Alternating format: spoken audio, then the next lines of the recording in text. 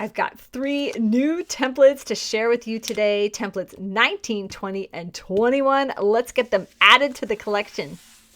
Hello, everyone. Welcome to sunnydaystamping.com. I'm Julie Baca. I'm so excited that you're joining me today because it is one of my favorite videos that I make all month. The first video of the month is when we make our card templates. We're adding 3 new ones today, template 19, 20, and 21.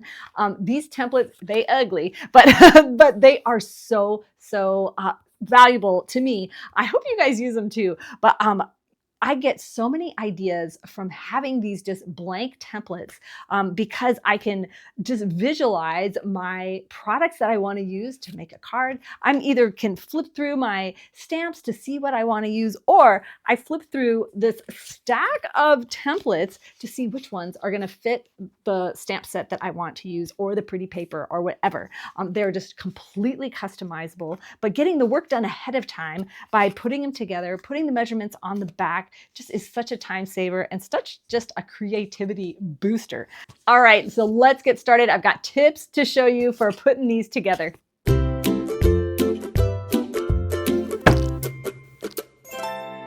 So for each of our templates, we're going to use a 5.5 by 4.25 inch piece of cardstock. This represents the card base. When you go to make your card, you're going to cut it at 5.5 by 8.5 and score it at 4.25. So for this first template, you're going to need a 3.25 by 4.5 piece of cardstock. Then you're going to take a 2.5 by 4.75, and this one is going to go at an angle like that.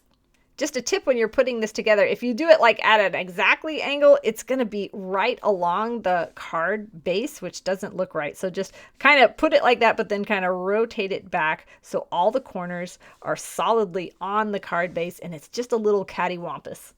Now for the focal layer, 3 5/8 by 2 7/8, and that's going to go right here in the middle. This focal layer is going to work great for so many different stamp bundles that you've got.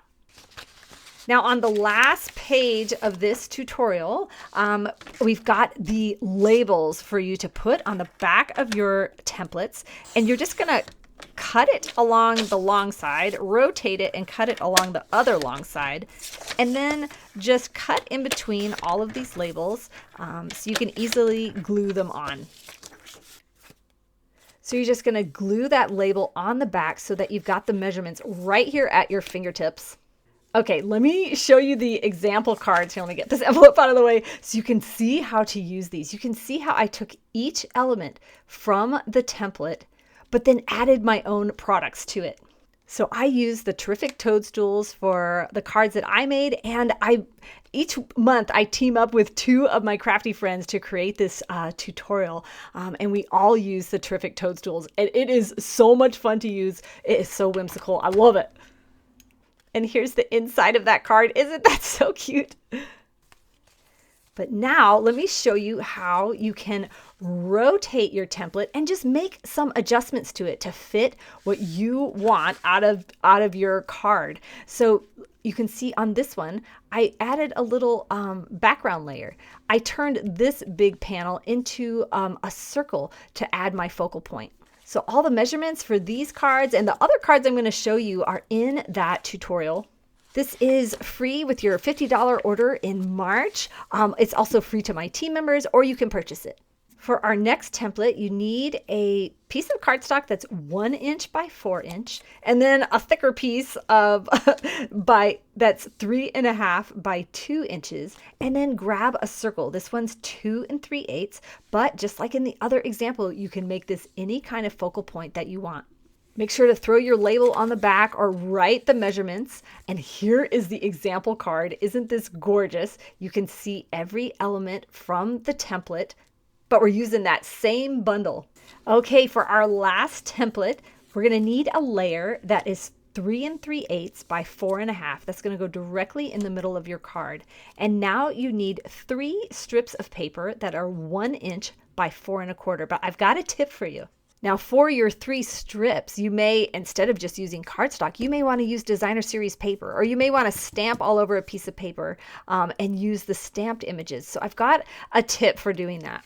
The best way is to, instead of having strips, is to take a piece that is full like this, and the measurement on this would be 4 1/4 by 3.